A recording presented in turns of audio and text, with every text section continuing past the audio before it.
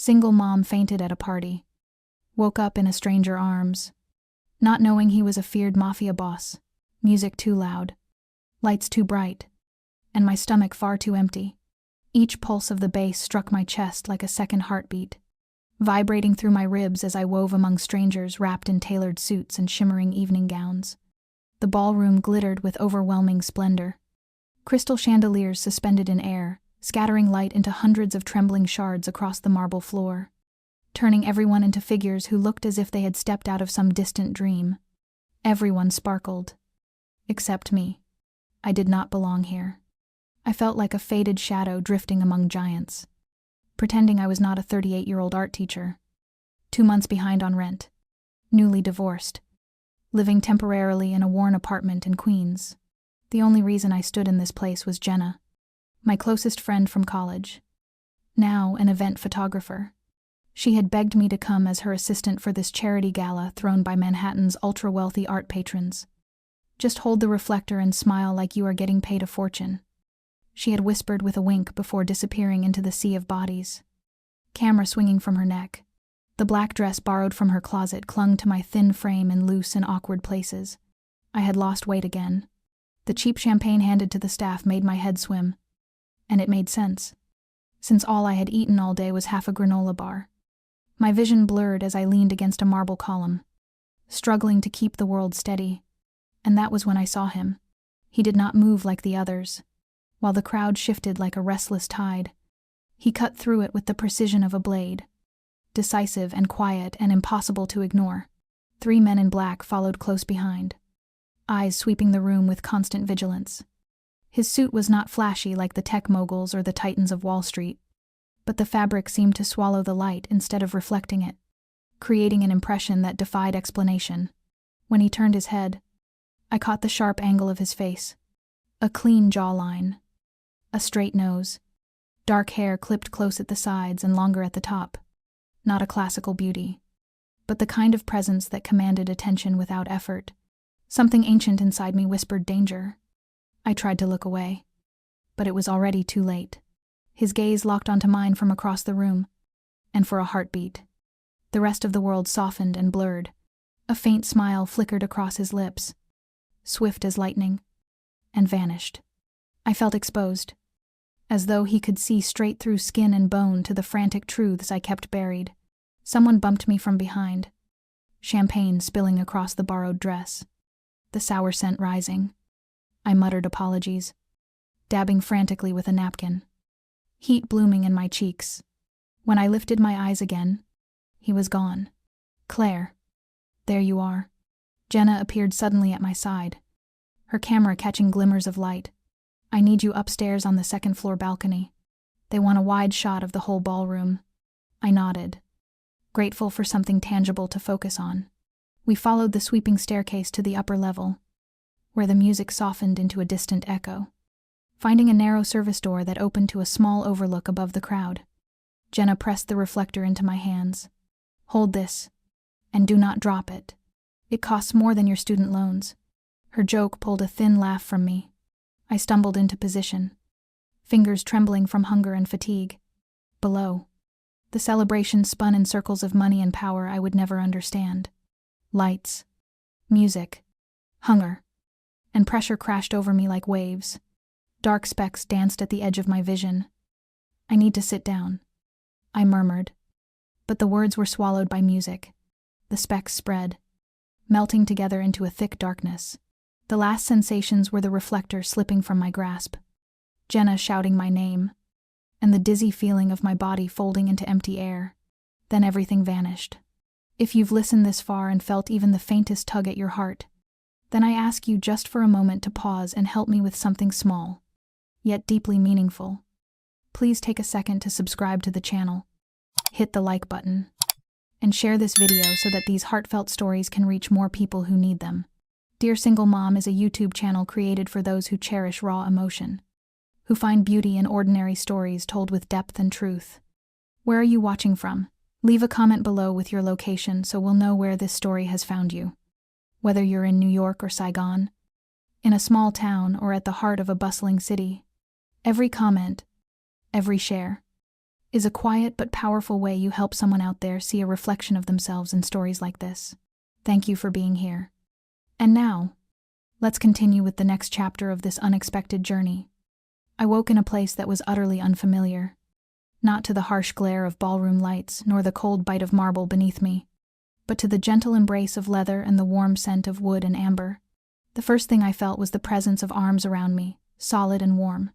One shoulder was gently supported, the other arm draped securely around my waist, holding me as if I were something fragile that might shatter without warning. My eyelids were heavy, but I forced them open. A velvet-lined car ceiling came into view, soft yellow light spilling across it in a quiet, soothing glow. I was resting in the lap of a man. It was him, the man from the party. His face was close. So close I could see every defined line of his cheekbones. The dark brows above eyes, the color of burnished copper. Eyes that were studying me with a kind of intensity that felt like he was trying to solve a riddle only I contained.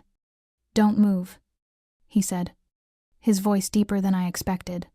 Low and slightly rough, carrying a restraint that made it feel like something larger was being held back. "You fainted."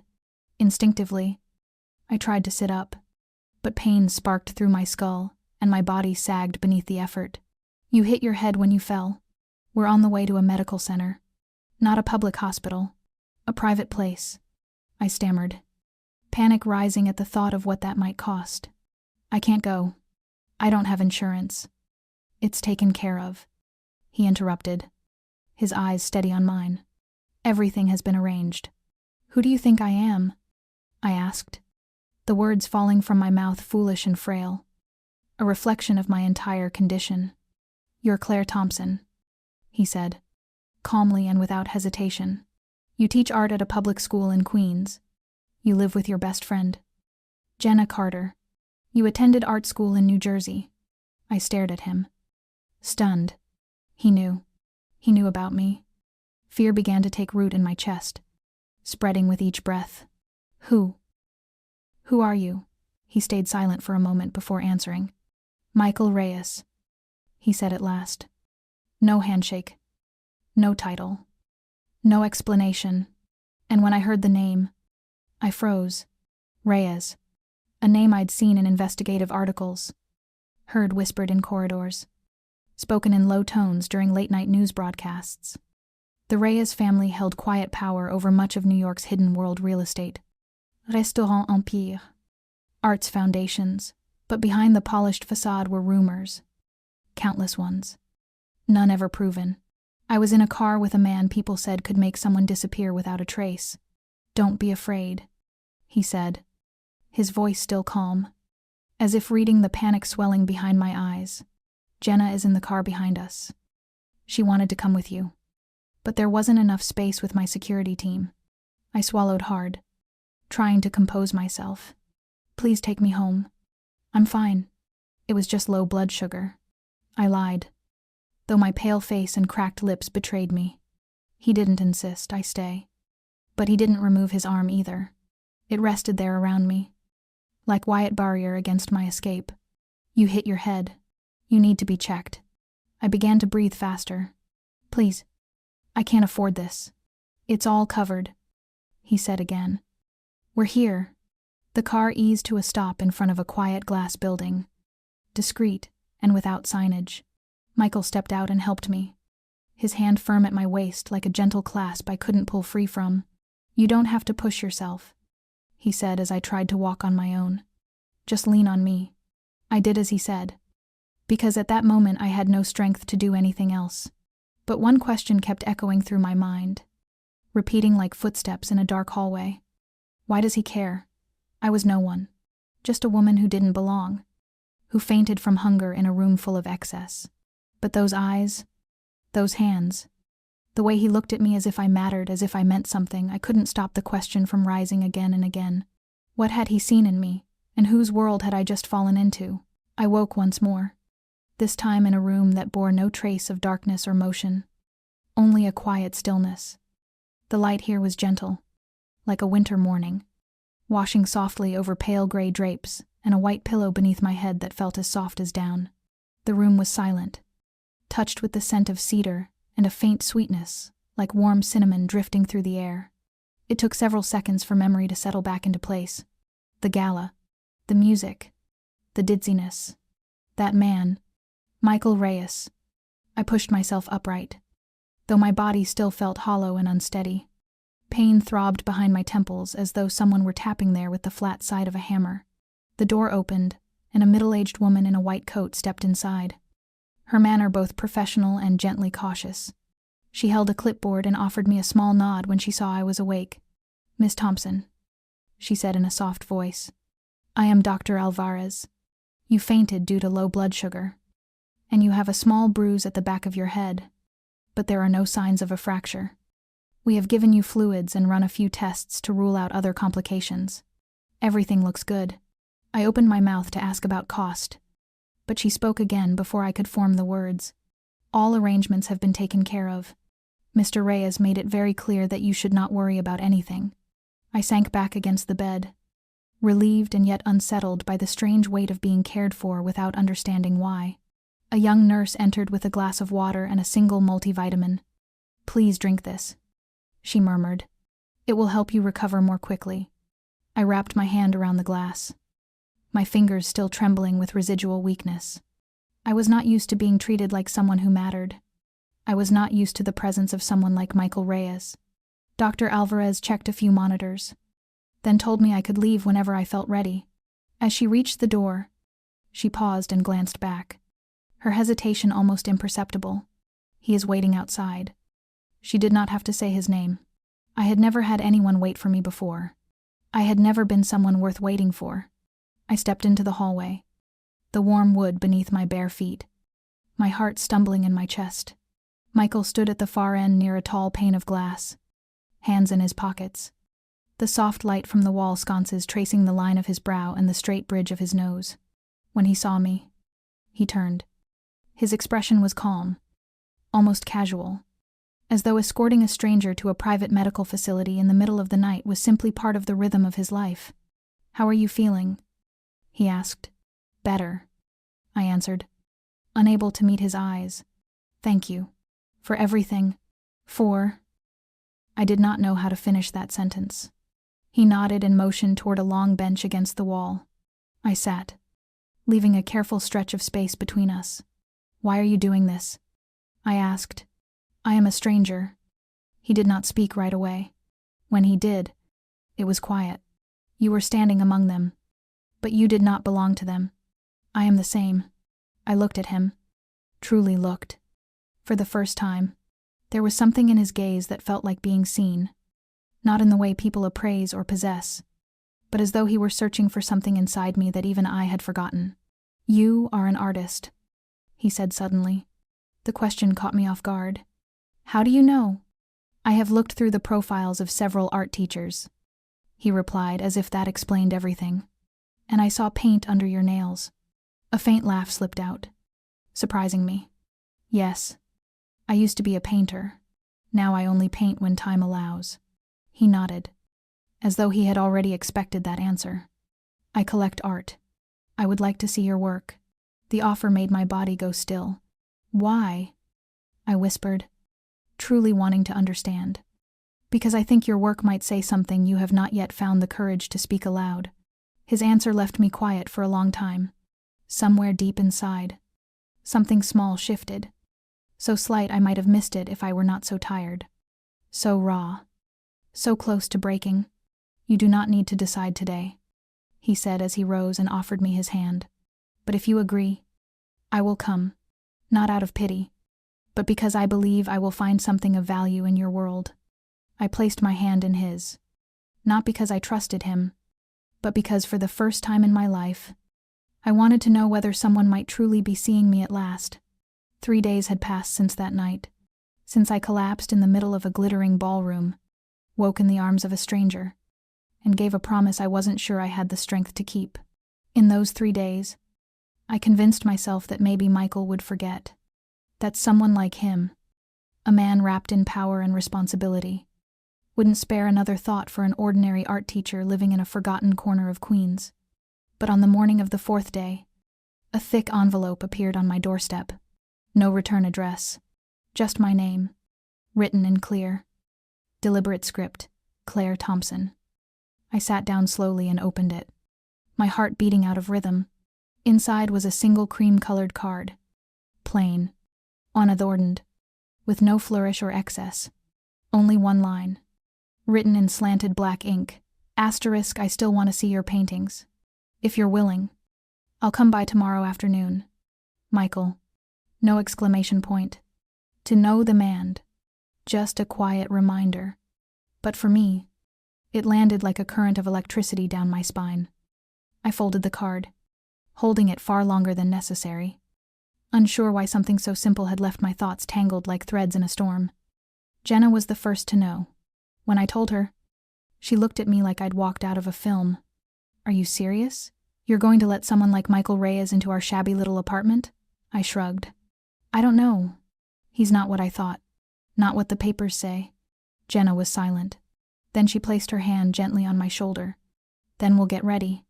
That afternoon, we moved every frame, wiped the dust from each wooden edge, changed long-dead light bulbs, cleaned every forgotten corner. We turned the cramped living room into a temporary gallery, arranging each painting beneath the best lighting, in the right line of sight, as if preparing for our very first exhibition. That night, after Jenna left, I sat alone in a chair and looked around. My paintings lined the walls, sat on easels, leaned gently against the floor. Each one was a piece of me, long hidden, long buried beneath the busy weight of surviving. Some I had painted as a student, some in the days after my divorce, some just weeks ago, when I didn't know if I'd still have a class to teach tomorrow. The window was cracked open, and the night breeze brushed my skin like a whisper. I wondered, not for the first time, if anyone had ever truly understood what I painted, if anyone had ever looked past the color to see the cracks I had tried to hide. The next day, at exactly 3 o'clock, there was a knock at the door. I stood, heart pounding, and opened it. Michael was there. No suit, no bodyguards, just a white shirt with the sleeves rolled, dark slacks, simple leather shoes, but the eyes were the same. Calm, deep, unreadable. He looked at me for a moment, as if gauging whether I regretted my choice, then gave a quiet nod. Am I welcome? I stepped aside, avoiding his gaze. Yes. Come in. He stepped into the room without a word to me, his eyes moving slowly, deliberately across the space, from one painting to the next. He studied them in silence. I stood still, feeling exposed in a way I hadn't expected, laid bare in front of my own creations. He paused in front of a painting I had never meant to show anyone. A woman, her back turned, standing in the middle of a fog-covered sea, one hand reaching out toward something blurred and undefined. It was low to the floor, tucked near the baseboard, as though I had wanted to hide it from view. He sat down in front of it, raised a hand but didn't touch. What's this one called? I swallowed. It doesn't have a name. I painted it when I had no one to talk to. He nodded, his eyes still fixed on it. I understand. Some things can only be said in color. I looked at him then, and for the first time, saw an emptiness in his eyes too, as if he, like me, had been trying to tuck something away beneath the layers of his own private canvas, and I began to understand. Maybe both of us had been living as people with no place to belong, until we happened to collide in a moment neither of us expected. Michael rose slowly, his eyes lingering on the nameless painting near the floor. He didn't offer empty praise or shallow commentary, just a silence so carefully held that it felt like he was listening for something beyond brushstrokes and color. I remained where I stood, fingers laced tightly at my chest, trying to steady the unease that had crept in. I didn't know why, but being seen terrified me, not my face or my body, but the fractured parts of me I had tried to bury in the paintings, the ones I thought I had hidden well. He moved slowly around the room, pausing at each piece, never rushing, never skimming. Some of the paintings I could no longer remember creating, the emotions behind them dulled by time. But when he lingered longer at certain ones, the memories came flooding back, tightness in my chest, nights of staring into the dark, tears that fell for no reason at all. He didn't ask for titles, didn't ask when they were painted. He simply took them in, and somehow, that made me feel even more exposed. After nearly 20 minutes, he turned to face me. "These paintings," he said quietly, "are like whispers in a crowd of shouting voices. Easy to miss if you don't know how to listen." I didn't know what to say to that. Part of me felt seen. The other half recoiled, trying to understand why someone like him would care about something as delicate as art, especially my art. He sat down on a nearby chair, resting his hands lightly on his knees, his gaze softening. "I'd like to buy a few," he said simply. "If you'll allow it." I stiffened. "Buy." The word escaped me before I could catch it. He nodded. 3. The one with the woman turned away, the still life on the gray background, and the one near the window with the red tones bleeding like open wounds. I had never sold a painting. Those works weren't made for that. They were unspoken journal entries. Pages of me I didn't think anyone had the patience to read. Before I could gather a response, he opened his wallet and pulled out a checkbook. He wrote a number, signed, and handed it to me. I looked down and my breath caught.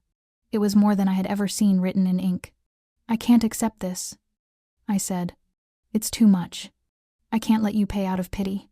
Michael said nothing at first.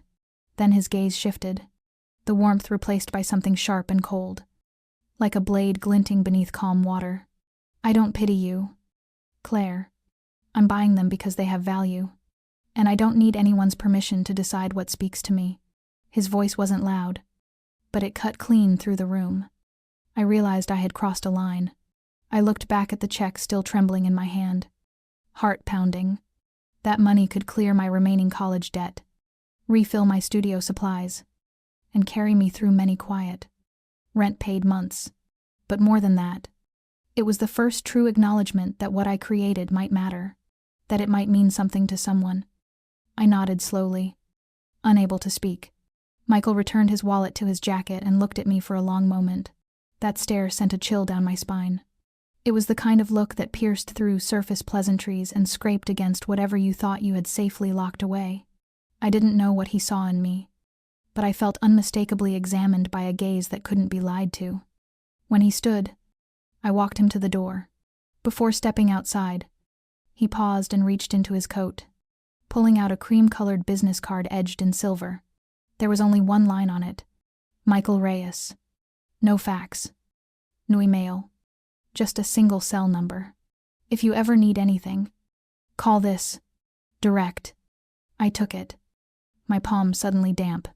The door closed behind him with a soft click, and I stood there for a long time, staring down at the check, the card, and the room that now felt somehow more empty in his absence.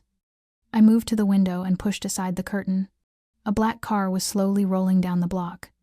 No flashing lights, no loud engine, only the silence he seemed to carry with him everywhere he went. And in that still moment, a thought flashed through my mind, sharp and uncertain. I realized I knew nothing about that man, not the kind of knowledge that comes from newspapers or rumors, but the spaces between his words, the pauses, the looks. Who was he? Really? Not on paper, not in headlines, but behind the quiet. Why had a man like Michael Reyes stepped into my colorless world? And more hauntingly, why did I feel, with every passing moment, like I was already stepping into his, and losing the way back? The next morning, I woke with the strange feeling that the night before had been nothing more than a dream. But the check still lay exactly where I'd left it on the table. The cream-colored business card still caught the soft light filtering through the curtains, and the room still held a strange, still quiet, as if the air itself hadn't yet recovered from Michael's presence. I stepped slowly out of bed. No music, no coffee.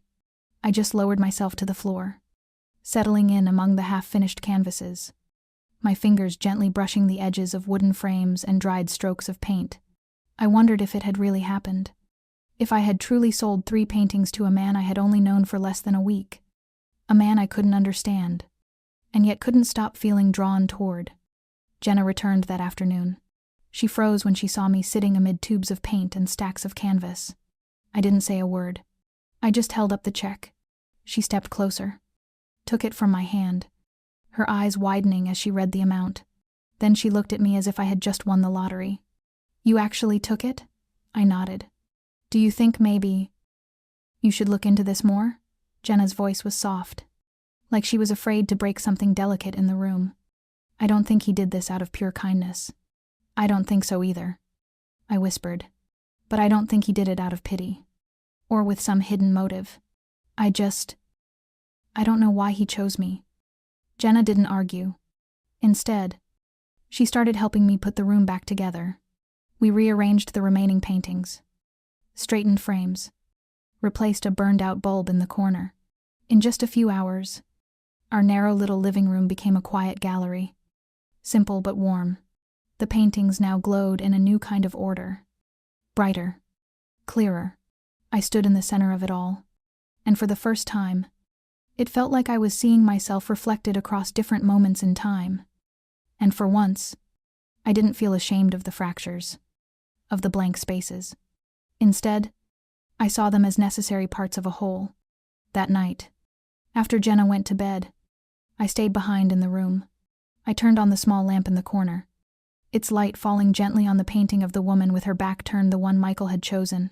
I thought about the way he had looked at it, the silence in his eyes, the way he seemed to recognize something private, something real. I don't know what made me do it, but I reached for my phone and dialed the number on the card. I didn't plan to. I didn't rehearse anything. It was pure instinct. The phone rang 3 times before it was answered. Claire Thompson. Not a question. Just a quiet confirmation. "It's me," I said, swallowing hard. "I just wanted to thank you again for believing in those paintings." A pause. Then his voice came through, deep and steady, just as I remembered from that first night. "I don't believe in paintings, Claire. I believe in the person who painted them." I didn't know what to say to that. "Thank you," I whispered. He paused again, then continued. "I'll send someone to pick them up tomorrow. You can wrap them, or leave them as they are. I have a team that handles artwork transport." I nodded, though he couldn't see me. "As they are would probably be best." Another quiet moment. "Claire." "Yes, if you're willing. I'd like to invite you to visit one of the galleries I support. No reason. Just so you can see that there are people out there who understand, who need the things you're painting." I gripped the phone a little tighter. "I'll think about it." He didn't push. I knew that by the way his voice softened. "All right. I'll wait for your answer." I hung up, my thoughts knotted and restless. The 3 paintings still sat quietly on the table, their old colors catching the light. It was just an old living room in Queens. But tonight, to me, it felt like a gallery, not because Michael Reyes had been here, but because I had begun to see myself differently, with less weight, with more honesty, and maybe, just maybe, with a little hope. The next morning, just as Michael had said, a black, unmarked truck pulled up in front of my apartment at exactly 8 o'clock. 2 men stepped out, dressed in gray uniforms and wearing white gloves. They carried a clipboard with my name printed at the top and a detailed list of the 3 paintings to be collected. They spoke politely, never glanced around. I never asked questions. They moved with the precise care of people handling priceless relics.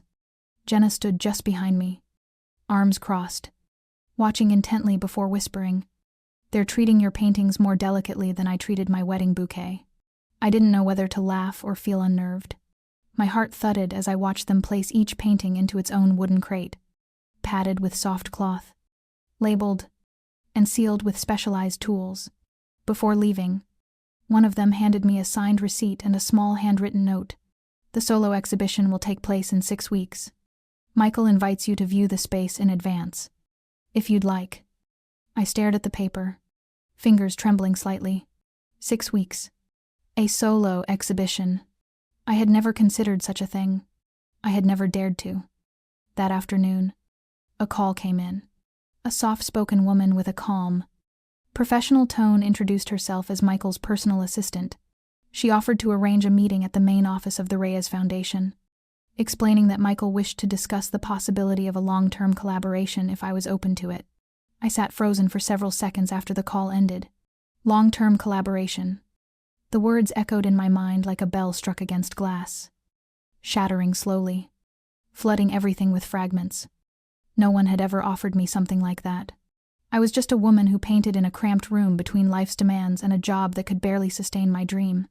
But what unsettled me most was the feeling that I was slowly being drawn into Michael's world and that I could no longer find where mine ended and his began. The Rays Foundation's office occupied the upper floors of a tall glass tower in Tribeca, its facade reflecting the pale gray sky of a moody afternoon.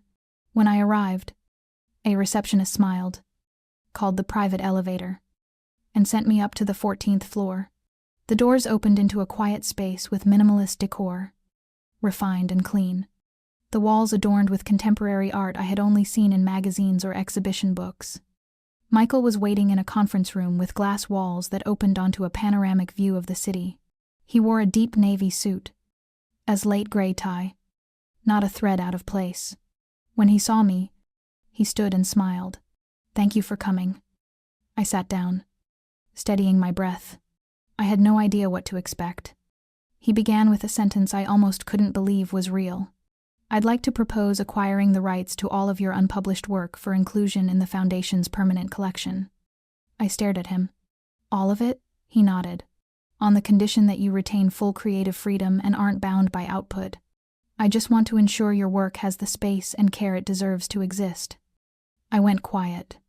This wasn't just about purchasing paintings. This was an investment in me and something I had never fully believed was worthy of someone else's belief. He slid a contract across the table. It was simple, clear, stripped of legal jargon.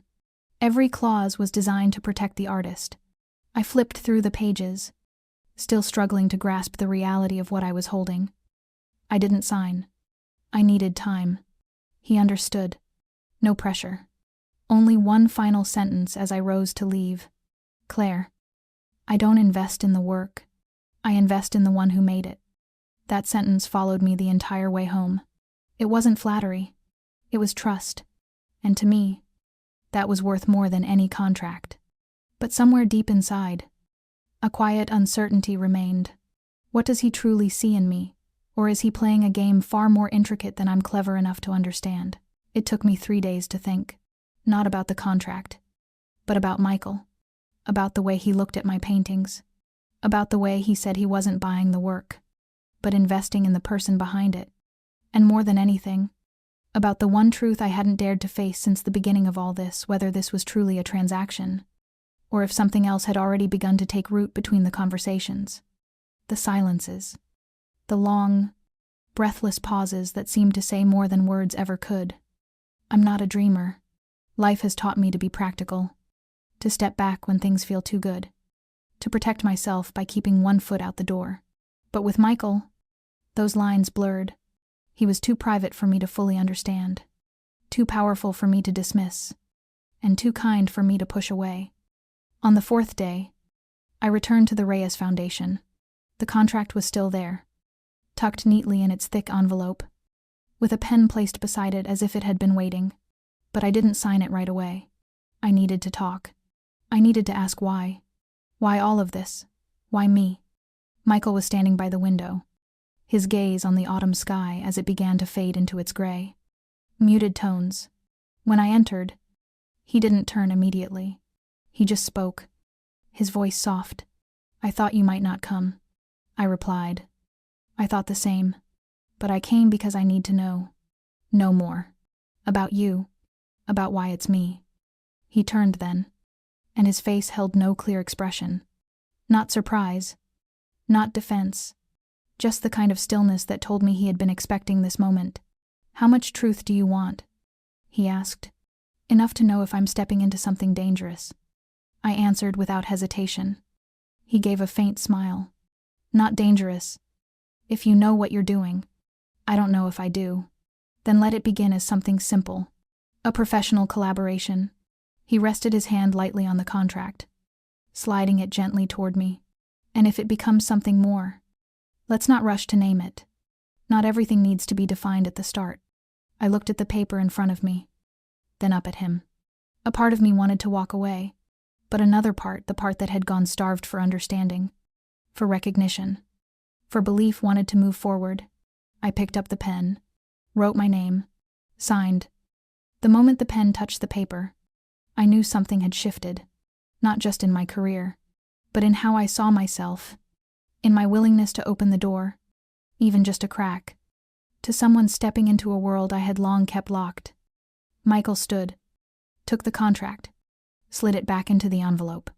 He didn't say anything more about business. Instead, he asked, "Are you hungry?" I nodded. "Something light. Nothing fancy. I just wanted to get out of that room, out of the weight of formality that was pressing too tightly on my chest." He took me to a small diner tucked into a quiet corner of the Lower East Side, a place where no one recognized him. He ordered black coffee.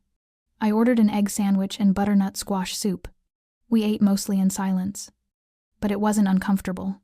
It felt like both of us were slowly peeling away the layers we had used for too long. In that moment, I didn't overthink it. I didn't try to define it. All I knew was that for the first time in a very long while, I felt light, as if what was happening wasn't just a business agreement, but a turning point, something quiet, but deliberate that had been waiting for me to be brave enough to notice it. A week after that quiet dinner in the Lower East Side, my life began to move faster than I ever expected. People from the Reyes Foundation reached out constantly, photographing my paintings, drafting descriptions, preparing for the upcoming exhibition. I began to adapt to the new rhythm, though I kept a cautious distance inside, as if holding on to something I couldn't afford to lose: clarity, maybe, or control.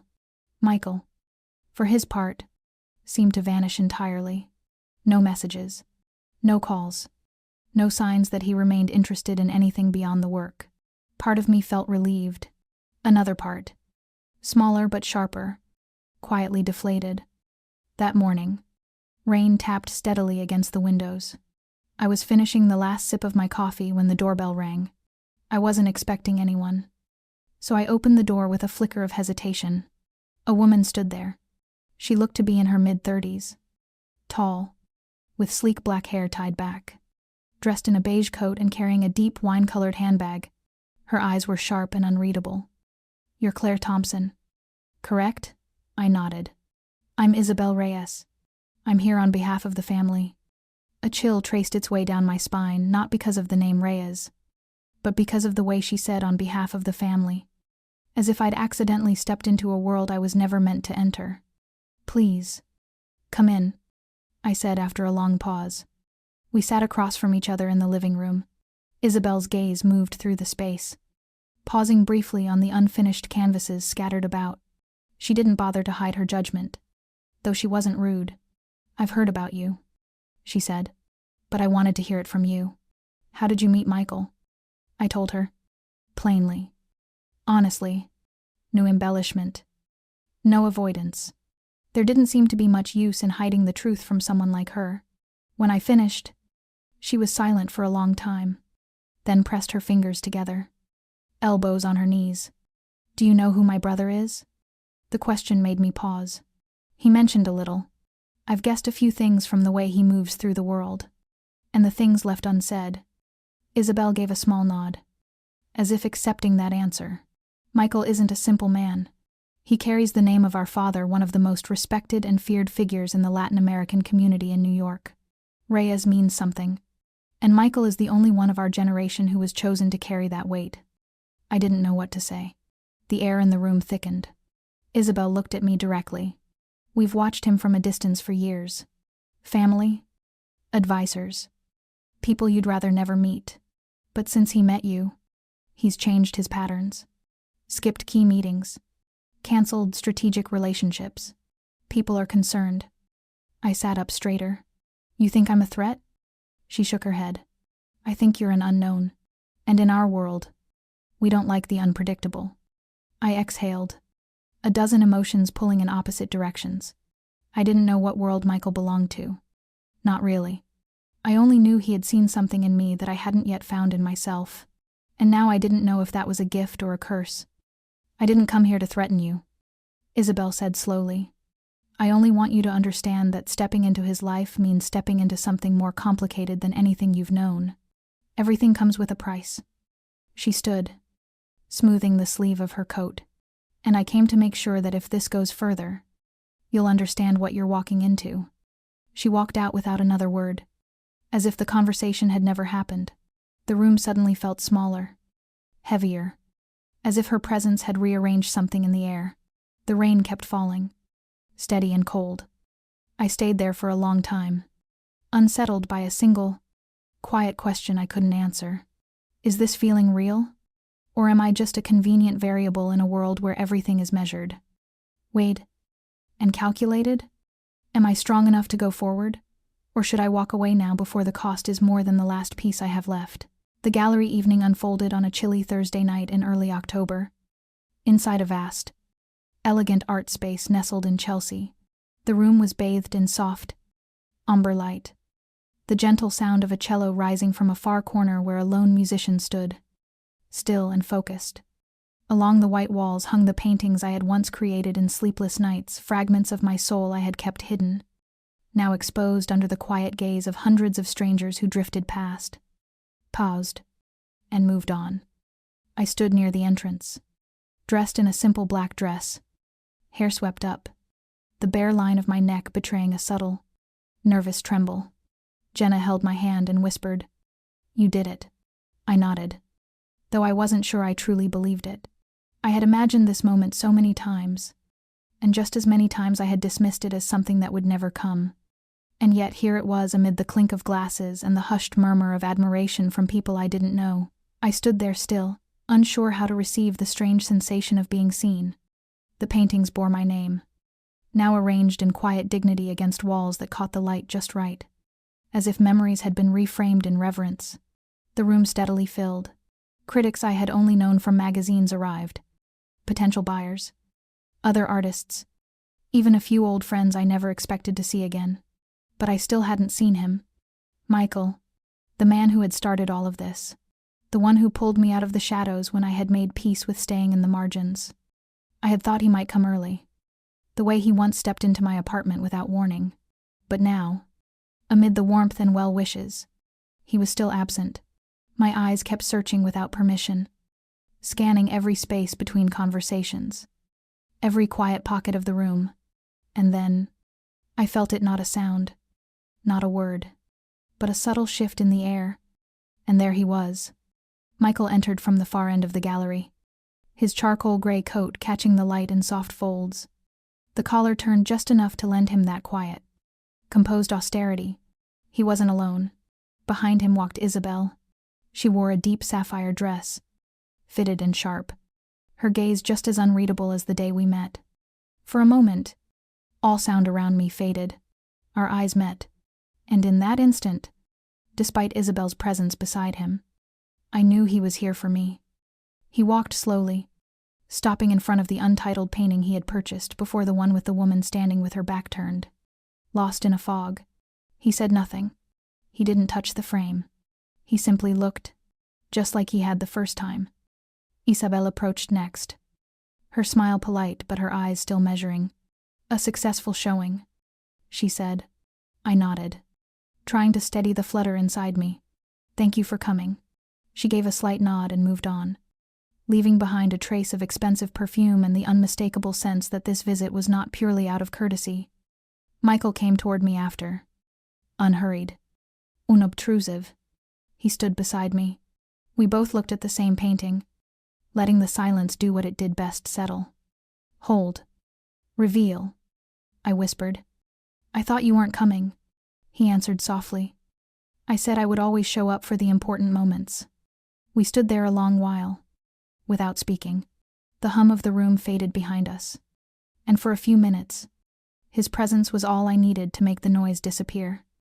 When a collector stepped forward and asked me what the painting meant, I smiled. It's the moment when you turn away from the past, but still don't quite know where you're going. I didn't need to look at Michael to know he was smiling, because for the first time, I had found the courage to speak aloud the parts of myself that were once too vague to name, in a room full of eyes. And I understood. Then, this wasn't a transaction anymore. It wasn't about generous offers or curated opportunities. It was something else. Something growing quietly between glances and presence and trust. From that first moment, to the unspoken steadiness, to now what stood between us wasn't a contract or even a shared vision. It was a kind of belief, still unnamed, but deeply real. The gallery evening lasted longer than expected. The wine glasses slowly emptied. The compliments became more scattered, trailing behind the quiet footsteps of guests as they made their way out one by one. I stayed until the end, helping the event staff check the lights, the paintings, the name tags, all the little details that had made me tremble with worry only hours earlier. Michael didn't leave with Isabel. She had slipped out earlier, saying nothing to me, leaving behind only a look sharp, unreadable, heavy with something I still couldn't name. By the time I stepped outside, the Chelsea streets were hushed under the soft glow of street lamps. Michael stood by the familiar black car, hands in the pockets of his coat, as if he'd been waiting there for me all along. He didn't ask if I wanted to go anywhere. He didn't offer polite words. He simply opened the door and waited for me to step inside. Inside the car, the lighting was soft, the quiet so complete I could hear my own heartbeat. We said nothing for the first 10 minutes. Just two people sitting side by side, carrying a tension so thin and taut it felt like the air itself might snap. Then he spoke. "I don't like being shut out, Claire." The words made me turn to him immediately. His voice wasn't angry. It was low, cool, controlled. He continued. "People think I'm arrogant because I'm used to getting my way. But really, it's because I only choose the things I believe won't walk away from me."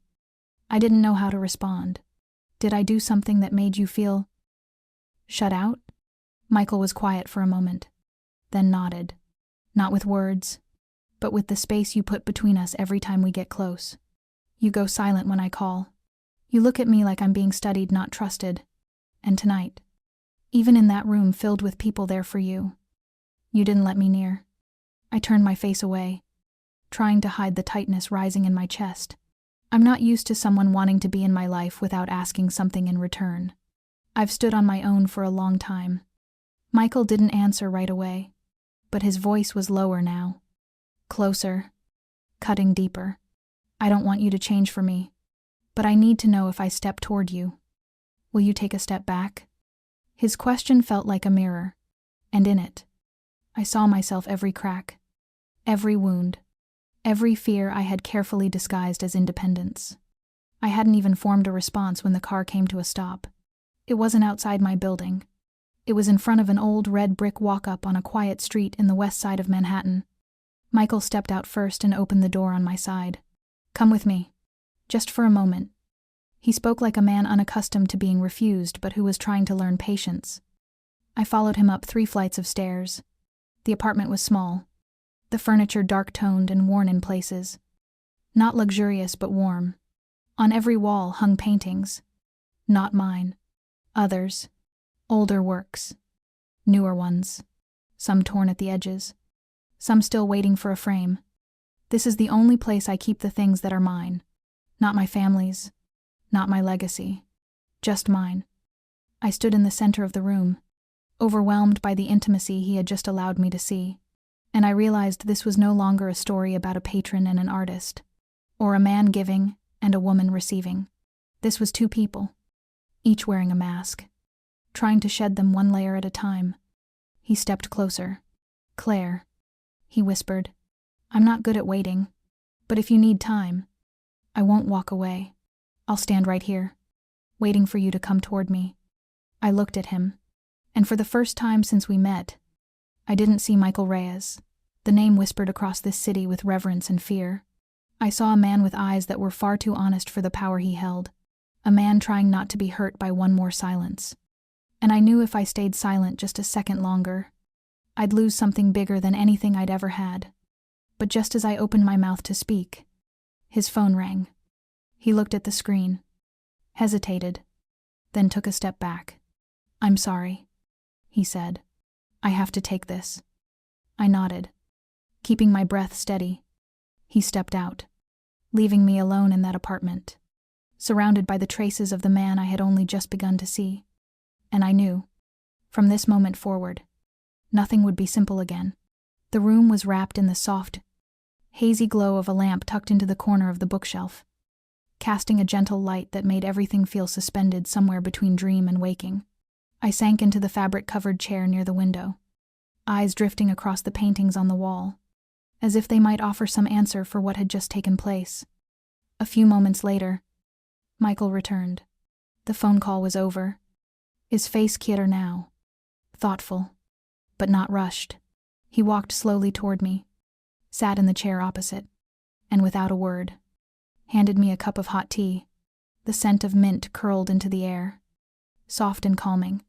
"Thank you," I whispered. The silence settled between us like a careful pause, a cushion of quiet between two people who had kept too much distance for too long. "Is something wrong?" I asked. He nodded slightly, then shook his head. "There's something, but not for tonight." He paused, his gaze steady on mine. "I don't want this evening to become another meeting we didn't mean to have." I nodded, understanding. He was choosing this moment for what it was, a breath of peace, however brief. We didn't speak of his family, or Isabel's warning, or what had happened or might still happen. We just sat there, drinking tea, listening to the gentle tick of a clock as it carried us minute by minute through a space neither of us wanted to break. The air seemed lighter somehow, as if the room itself knew how to soften what we couldn't yet name. When I stood to walk around the apartment, he followed, not too close, not too far.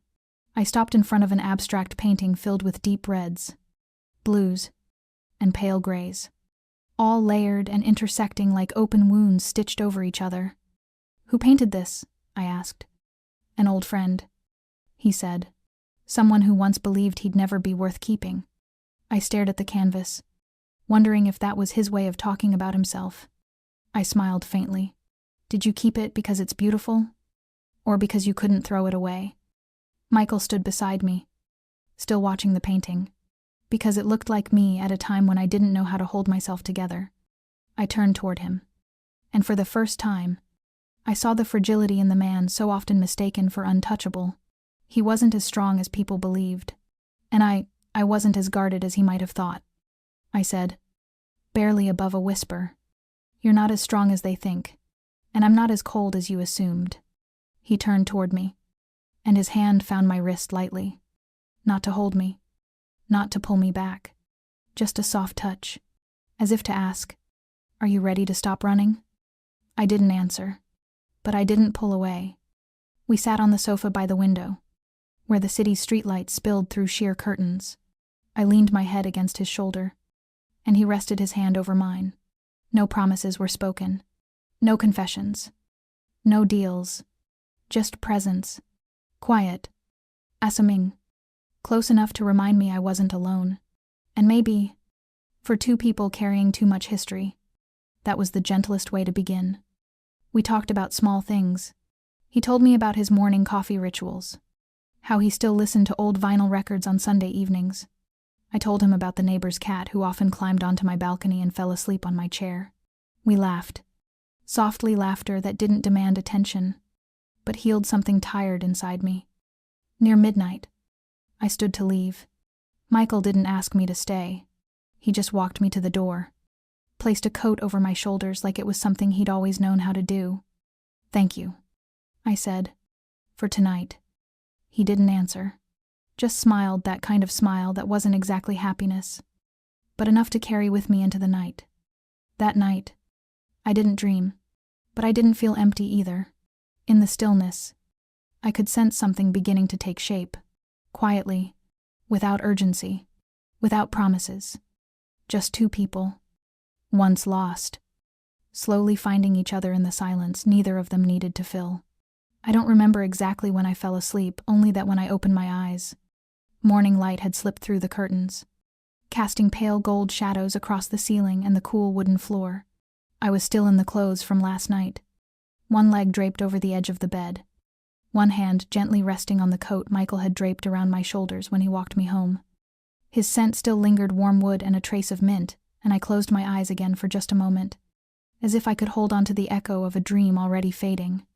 I had dreamed of him, but not as Michael Reyes, the man half the city revered and half whispered about with a careful edge. In the dream, he was just a man sitting quietly in my studio, surrounded by my paintings, studying each brushstroke as though searching for something only he could understand. Then he turned to me and asked, in a voice so gentle it hardly felt like sound at all, "Do you think this belongs to us? Something only we understand?"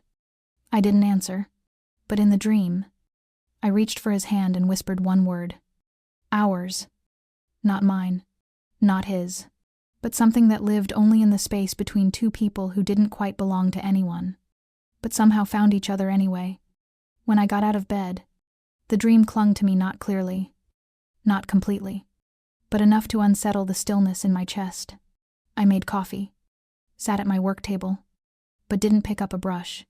Instead, I stared at the paintings already hung, already sold, already seen by the world. Only I knew where they began, from loneliness that stretched across too many years, from memories that had been left behind, from dreams crushed beneath the weight of practicality. And yet, they didn't feel heavy anymore, because now I had started to share them. With Michael, with his gaze, with the way he sat beside them and didn't try to fix anything, didn't try to save me. He was just there, as if the only thing he wanted was to witness me fully without turning away. That afternoon, a small box arrived at my front desk. No name, no note. Inside was a photograph of a painting I once kept tucked in the corner of my kitchen, an unfinished piece no one had ever asked about. With it, a slip of paper, handwritten in a script that was sharp but soft. If you've ever doubted that you carry something rare, look again at the thing no one dares to look at too long. There was no signature, but I didn't need one. Only Michael saw what was left behind. I placed the photo on my easel and stared at it for a long time, as though it could speak to the part of me I still didn't know how to name. I didn't call him that day, didn't text, didn't send a thank you. I simply let the quiet stretch around me, and let my feelings find their own path, the way they always had. That night, I dreamed again. This time, it wasn't my apartment. It was an open space, wind moving through tall windows, long corridors lined with paintings, and I was walking beside Michael. Our hands didn't touch, but our steps matched without trying. He stopped in front of a canvas that was completely blank, white. No marks, no color. He turned to me and whispered, "We could start here. No past, no definitions, just white." I opened my mouth to speak, but before I could, he leaned closer and whispered again, softer, closer, "Ours." I woke in the middle of the night, heart racing, but not from fear, from knowing, from the quiet certainty that, somewhere in the part of me that still dreamed, a choice had already been made. I reached for my phone, opened a new message, and typed one short line. I dreamed of the white painting. Did you? But I didn't send it. I just left it there, like a whisper that didn't need to be answered, because sometimes, the truest things don't have to be spoken aloud. They just have to be kept, like a dream that comes back, like a hand not pulled away, like a single word, spoken in the dark. Ours. That afternoon, rain came without warning, streaking the cafe windows in long, trembling lines like lashes hiding someone's sorrow. I was sitting in my usual spot on Bleecker Street, wrapped in the quiet comfort of routine, when Isabel appeared. No message, no announcement. She pulled out the chair across from me with the kind of elegance that required no invitation, removed her leather gloves finger by finger, and ordered an espresso with a calmness so absolute. It made me feel like I was waiting for a sentence to be handed down. I didn't ask how she knew I'd be there. With Isabel, there are some things you don't ask, because the answers will never be what you want to hear. I looked at her. She looked at me. Then, without ceremony, she said, "You're walking toward Michael without knowing what's waiting at the end of that road." Her voice didn't hold the sharp edge it had the first time we met.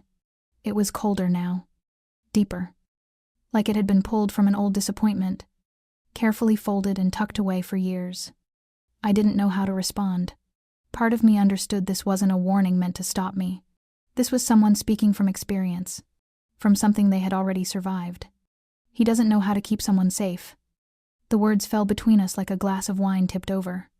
Still and irreversible. Silence expanded in the space between our cups. I gripped mine tightly, trying to keep still. I don't need him to protect me, I said. Isabel let out a quiet, humorless laugh. Everyone who loves thinks they're strong enough not to need protecting until everything slips out of reach. I swallowed hard. She wasn't talking about me. She was talking about herself. I asked, softly, "Were you ever someone to him?" She looked at me for so long I thought she wouldn't answer. Then finally, she said, almost too quietly, "The only one he ever thought might stay. But that wasn't enough. I'm not weak, Claire. But there are things from his world that even the strongest can't control. He can clear a street. He can silence a boardroom. He can make powerful people listen. But he doesn't know how to keep an ordinary heart from breaking." I lowered my gaze. Not from fear, but because something inside me was rising uneven, unsettled. I wasn't a romantic. I had never seen Michael through rose-colored glass. I knew he came from a world unlike mine. But Isabel had spoken the thing I had quietly avoided admitting. Loving a man like him could cost me the very parts I had only just begun to rebuild. She stood, slipped her coat back over her shoulders, and turned to go. But before she stepped away, she left me with one final sentence. "I don't hate you. But if this is real, you'll need a stronger heart than even he has." The cafe door clicked shut behind her. The rain hadn't stopped. I stayed at the table for a long time, sipping coffee gone cold. My thoughts tangled somewhere between Isabel's words and the dreams I used to have. I didn't know if I was strong enough. But I did know this whatever came next. I wasn't the girl who once kept her dreams pinned quietly behind a closed apartment door. I had stepped out. And now, I had to face what that choice truly meant. Not just with Michael, but with myself. I went to Michael the following evening not because I had found certainty in Isabel's words, but because I needed to hear the truth from him, not filtered through someone else's fear or history. The wind was cooler now, late autumn curling around the streets, and the trees lining the sidewalk whispered their final songs with leaves that shivered like lashes hiding unspoken sorrow. His apartment was the same. Quiet, warm, that same strange silence between us still hung in the air. But this time, I was the one to break it. I met Isabel. He looked at me for a long moment. He didn't ask how it went, didn't deflect, didn't retreat. He simply nodded, slowly, like someone who had been waiting for this moment to arrive. She was right. I sat in the chair by the window, the one I had chosen the first time I was ever in this room. Michael didn't sit across from me. Instead, he moved to the bookshelf, pulled out a bottle of wine, poured 2 glasses. He handed me one as if offering more than a drink, offering a beginning. "I once loved someone," he said. "Her name was Elena. We met in Barcelona, when I was trying to step away from everything my family had mapped out for me. She was a painter, like you. She painted with watercolors and unspoken grief." His voice was steady, low, not trembling, but I could feel the past unfolding, quietly, like pages turned one at a time in his chest. Elena wasn't like anyone I'd known. She didn't need anything from me, didn't care about the Reyes name, wasn't afraid when I walked into a room flanked by security. She only asked me once, "Have you ever truly loved someone?" And I didn't know how to answer. I said nothing, just listened, without questions, without interruption. We lived in a tiny flat in Gracia. No one knew who I was. I did the dishes. She taught me how to make Spanish coffee. We painted in the mornings. I had never known peace like that. But eventually, the past found us. Not because I told anyone who I was, but because the name Reyes never really disappears. She was followed, threatened, watched. One night, I came home and she was gone. No note, no call, no goodbye. She didn't look back. Just vanished. Michael sat down then, for the first time during all of it. He looked down, his shoulders not bowed, but no longer held in that constant, controlled tension. I searched for her, for years, but eventually, I realized what hurt most wasn't that I couldn't keep her. It was that she chose not to stay. I looked at him, and I saw it, a wound that hadn't quite closed. Elena didn't leave because you didn't love her enough. She left because she understood the thing I've been trying not to face. that loving a man like you means surrendering the illusion of safety." He lifted his eyes to mine, and his voice, now barely a murmur, carried more weight than anything else he'd said. "I won't promise I can change the world I live in, because I can't, but I've learned to stay silent when silence is needed, to step back when someone needs space, and not to try and hold on to what was never mine to control. You're not Elena. You're not anyone who came before. You're the first person I've ever wanted not just to keep, but to let choose for herself, no matter how that choice ends." I set my glass down, my heart tangled in every emotion I hadn't prepared for. I understood now why Isabel had come. I understood why Elena left. But I also understood something Michael hadn't said in words. He wasn't the man he used to be. Maybe the scars were still there, but they had shaped the man sitting across from me now. And this version of him willing to be vulnerable, to tell the story without the armor, was not one I could walk away from. I didn't say I was ready. I didn't say I forgave everything he hadn't told me. But I stayed. In a room filled with echoes, I did not leave. Because for the first time, I didn't just see a powerful man recounting a lost love. I saw someone brave enough to hand me the most fragile part of himself. And for me, that was enough to take the next step. No matter what tomorrow might bring. The room was steeped in silence after Michael finished speaking. There was no music, no breeze, only the sound of two people breathing, sitting close but each seemingly adrift in their own quiet space. I stayed still, my eyes quietly tracing the fatigue carved into his face, the shadows that the light cast more clearly than usual. He had said everything, nothing held back, no defenses. And somehow, that made me feel as though I too stood bare before him, stripped of any shield I had once believed I needed. I no longer wanted to pretend to be strong. I no longer wanted to maintain my pride simply out of fear of giving more than I received. Michael remained seated, hands clasped, his gaze fixed on the floor, as if waiting for a judgment he had already accepted would not be kind. I rose and walked toward him slowly, as though every step forward was its own question. When I stood in front of him, he looked up. In his eyes, for the first time, there was no certainty, only a quiet fear that if I walked away now, he would not try to stop me, because he had promised he would let me choose. But I didn't leave. I knelt down in front of him, placed my hands gently on his knees, as if to affirm that I was truly here, with him. "Michael." I said his name for the first time with a voice that carried no pretense. His name, in my mouth, was no longer a symbol, no longer a mask. It was something close, something real. He looked at me, and something in his expression shifted, like I had touched something too delicate to name. I leaned in and kissed him. Not a passionate kiss, not rushed, not demanding, just a gentle press of lips to say I am not leaving, that I choose you, not because you've loved me perfectly, but because you've dared to let me see the part of you that is not. He didn't respond at first. He sat still, hands unmoved, as if unsure this was real. Then slowly, he raised one hand to my cheek, tracing a single finger along my cheekbone. "Clarice," he whispered. It was the first time I had heard my name spoken that way, trembling and soft. Like each syllable was something fragile he was afraid to drop. We stayed like that, saying nothing more, because every word had already been spoken, every question already answered in the silence between us, in a single gentle touch, in the quiet exchange of a name. Claire and Michael, no longer a poor art student in a borrowed dress and a powerful man pulled from whispered legend, just two people, daring to believe in something they thought they had lost. I rested my head on his shoulder, and he wrapped his arms around me, not tightly, just enough to let me know that this time, no one was standing alone. That night, nothing dramatic happened.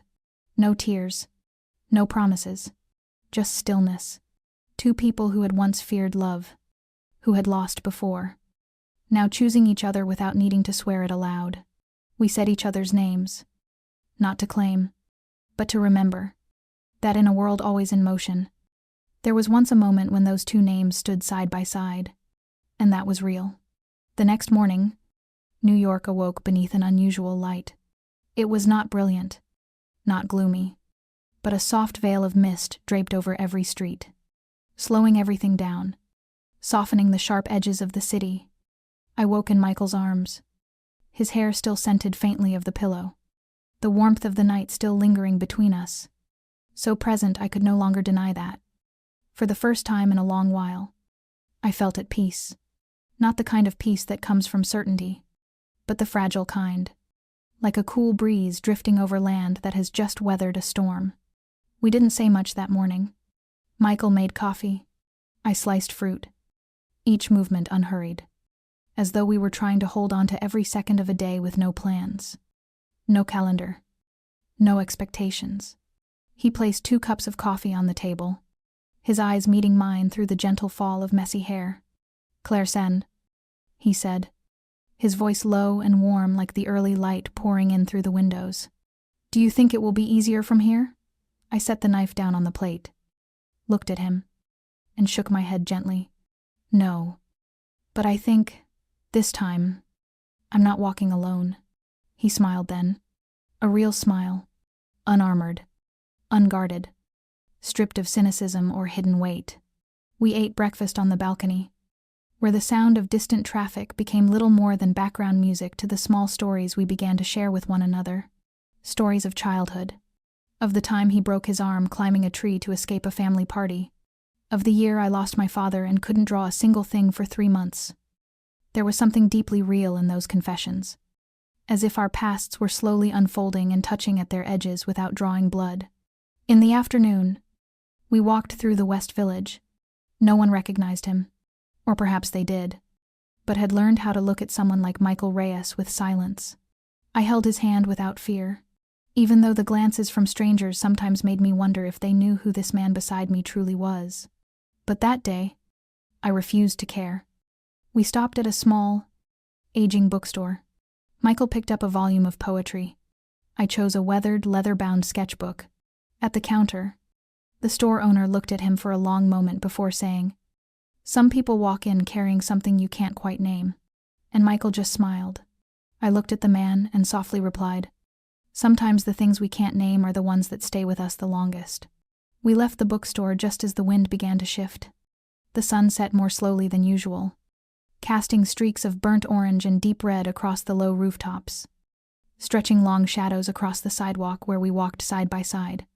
I didn't know why my heart grew heavier with each change in the wind. There was a vague sense, something quiet stirring beneath the surface, a shift too subtle for most to notice, but my instinct caught it like a whispered warning. When we returned to the apartment, Michael received a call. He didn't say a word during it, just listened, nodded once, and hung up. His face changed then, very slightly, like a ripple breaking across a still surface. I didn't ask, but he turned to me and gently squeezed the hand I had resting on the table. "It's just work. Nothing to do with you." I nodded, though I knew a day as peaceful as this would not come often. Because men like Michael, no matter how carefully they carve out moments of stillness for themselves, are followed by a world that never stops trying to fill the silence with noise and trials. I rested my head on his shoulder, eyes half closed, silently telling myself to remember this day, every tiny detail, every glance, every time his hand found mine, every unspoken smile, because storms do not send word before they arrive, and I would need to carry this peace with me through whatever darkness might come, not because I was afraid, but because for the first time in my life, I had found something worth holding on to, and I was ready. As long as he didn't let go, I began to notice something was shifting, starting from the smallest details. Michael smiled less during conversations. Sometimes his eyes drifted toward his phone multiple times within a few minutes. The calls came later, grew shorter, but after each one, he fell into a silence that felt heavier than usual. In the mornings, he still made coffee for me, still played his favorite jazz records, but there was something mechanical in his gestures, as if his mind had taken leave and wandered somewhere far away. I tried not to ask. I wanted to believe it was just the weight of work, that men like Michael were always balancing webs of obligations and family duties I had never fully understood. But my heart remained restless. I was not afraid of secrets. I only feared the day those secrets would become a distance I could no longer cross. On a late weekend afternoon, as we sat together in the art room, I noticed a thick envelope resting lightly on his desk. Michael had stepped out for a few minutes to take a call. I had no intention of reading anything, but as I moved to collect our coffee mugs, my eyes accidentally caught the bold letters printed on the document label. A name. Not mine. Not anyone familiar. Just a name. And below it, an address one I had heard in financial news segments, usually in connection with laundering or offshore dealings. I set the mug down, my heart pounding so hard it echoed in my ears. When Michael returned, he saw me standing by the desk. He did not startle. He did not hide the file. He simply asked, in a tone so calm it frightened me more, "Were you looking for something?" I looked at him directly, not avoiding his gaze. "I'm looking for a reason to keep trusting you." He paused. In that fleeting moment, I saw something in his eyes, not fear, but sorrow. Michael walked over, closed the envelope, then pulled out a chair and sat down across from me. He did not deflect. "Ask me anything," he said. I took a deep breath. "Michael, what is your real work? Don't tell me it's art investment or strategic consulting, because I've heard those words too often from wealthy men who use them to cover things they dare not say aloud." He remained silent for a moment, then replied, "You already know. You've known for a long time. You just haven't wanted to face it." I nodded. "Then let me face it now." He looked at me, and this time, he didn't turn away. "I'm not a criminal, Claire, but I am someone the system can't control. My family belongs to a world that existed long before modern laws were written. When my father died, I didn't choose that path, but I could never completely walk away from it, either. I use the power I have to keep things as safe as they can be, but safety is never absolute." As I listened, a strange feeling settled over me. Not quite anger, not entirely disappointment. It felt more like seeing the real painting after its surface layer had been carefully washed away. "Then what am I in all of this?" I asked. He replied, "You are the only thing that was never part of the plan." I clenched my hands, not from hurt, but from fear. Fear that I had already stepped too far into something that, if I had to turn back, I would not leave whole. "I need to know. Has anyone been hurt because of you? Has anyone paid a price for loving you?" Michael sat still. Then he nodded. "Yes, but not because they loved me. Because I wasn't fast enough to protect them from my world." I took a small step back and sat down, my heart heavy with a weight I could not name. "I need time," I said. He nodded. He did not beg. He did not try to persuade me. He only said one thing: "Whether you choose to stay or to leave, know that I've never placed anyone else in that position before you." I left the apartment just as rain began to fall. The drops landed silently on my coat, colder and heavier than usual. I crossed the street without opening an umbrella, everything around me blurred, the lines between buildings and memories dissolving. But I knew one thing clearly: the truth had been laid bare, and from this point on, I could never go back to who I was before. I did not return to Michael's apartment for 3 days, not because I was angry, and not because I wanted to punish him with silence. I just needed space, a bit of emptiness to breathe, to look back on everything without the lens of emotion boiling over by the hour. I spent those days in my small studio, painting as if I had never painted before, as if the canvas were the only place where I could control the world. And by the 100th stroke of the brush, I realized the thing that hurt me the most was not the truth about Michael's world, but the feeling that he had tried to keep me on the edges, even when, deep down, he wanted me at the very center of it all. On the 3rd night, a long, rustic wooden box was delivered to the studio. I opened it to find a paintbrush with my name carved along the handle in handwritten script, along with a small piece of paper that said, simply, "When you're ready, no pressure, no questions, no blame, just an open invitation." And I knew then that I couldn't keep running. I arrived at Michael's place just before 8 in the evening. The apartment was dark, lit only by the soft glow of a standing lamp in the corner, casting gentle shapes across the ceiling like ripples on still water. I stepped in and closed the door quietly behind me. He didn't come out to greet me, but I could hear the sound of a piano playing from the other room. Not the kind of music I imagined he usually played, but a slow, mournful ballad, each note carrying something unspoken. I followed the music down the familiar hallway.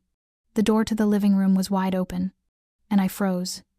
Inside were hundreds of paintings I had done. Originals. Prints.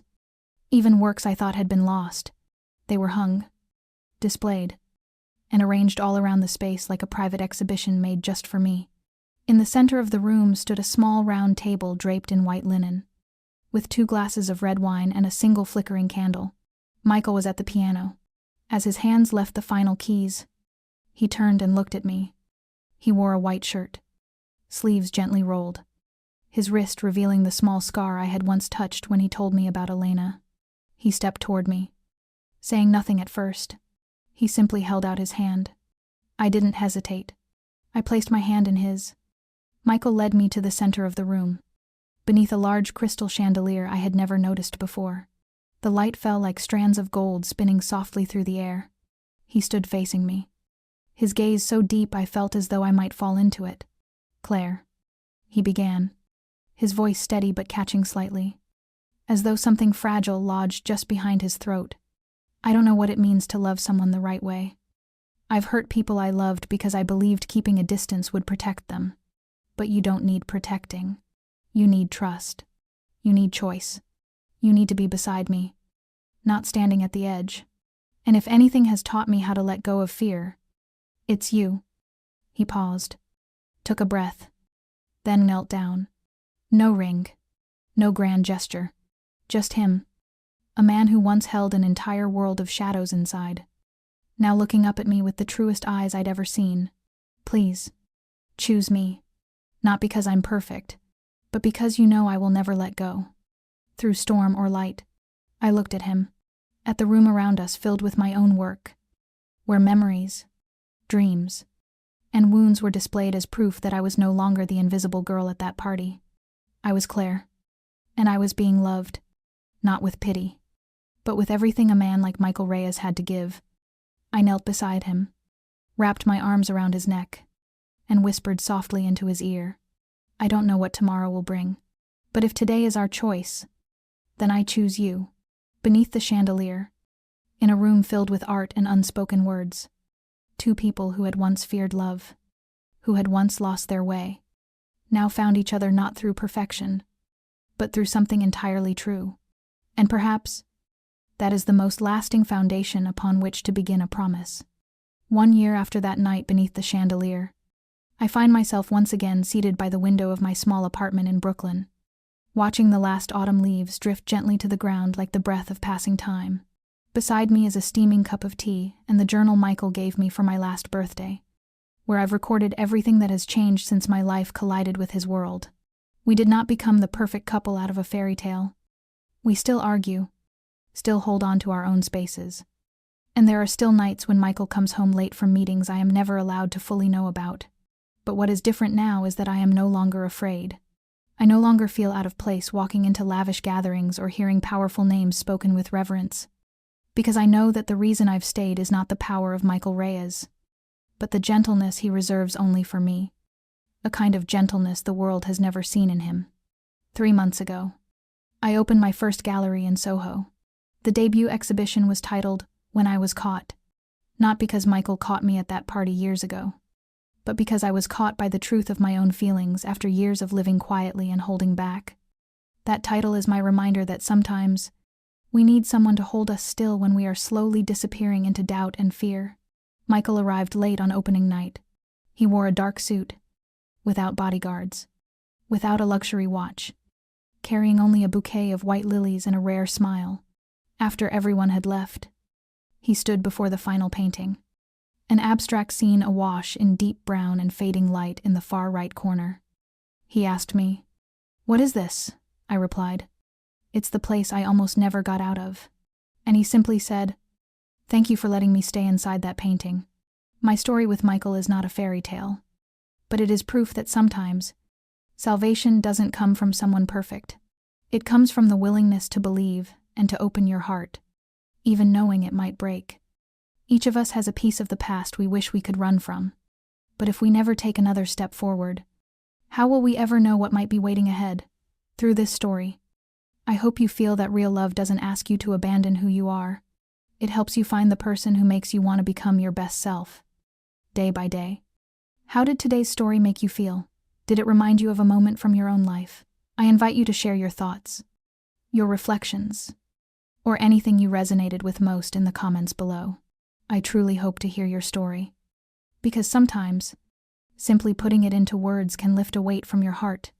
If you enjoy stories with depth, compassion, and meaningful life values, don't forget to subscribe to the channel, like this video, and share it with those you love. The Dear Single Mom YouTube channel is always here to walk beside you each day with moving, thoughtful, and heartfelt videos. Thank you for spending your time listening to this story from beginning to end. I wish you good health, a peaceful mind, and a life where each day brings you a small joy to help you keep going. Goodbye for now, and see you again in the next video.